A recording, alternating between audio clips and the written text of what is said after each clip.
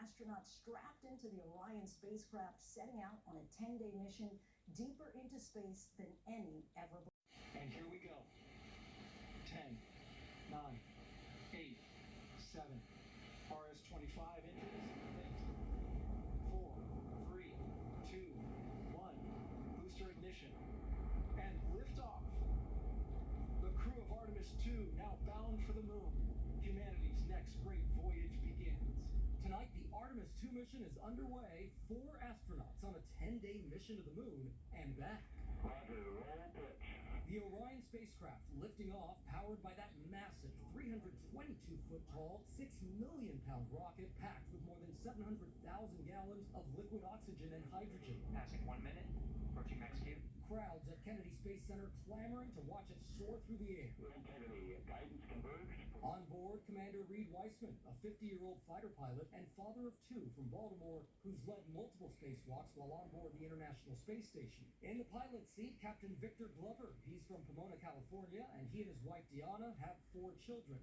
Mission specialist Christina Cook, who made history as part of an all-female spacewalk back in 2019, and Canadian mission specialist Jeremy Hansen. It's the father of 3's first time going into space and the first Canadian to shoot to the moon. Before launch, teams checking those suits. Then, just as astronauts have done in past missions, a bit of superstition, playing cards until everyone loses a hand to leave bad luck behind. Then a group photo and a thank you to their support team. And just like the Apollo astronauts did before them some 50 years ago, the astronauts walking out of those famous doors to the outside world.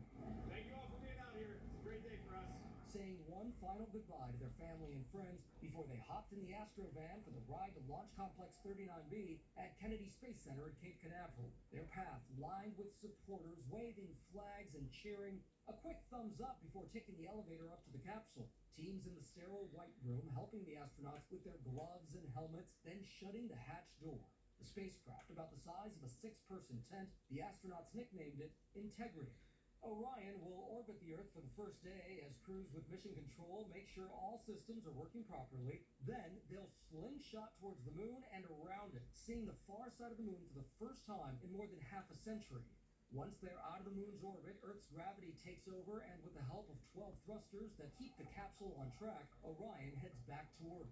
Hitting Earth's atmosphere at nearly 25,000 miles an hour, Orion's heat shield will protect the crew from temperatures nearing 5,000 degrees before it splashes down in the Pacific. Splashdown. This mission is a quest to test the abilities of the Orion spacecraft, which NASA plans to use as America's vehicle for future lunar journeys as they work to establish a long-term presence there and hopefully use the moon as a base to explore other planets like Mars.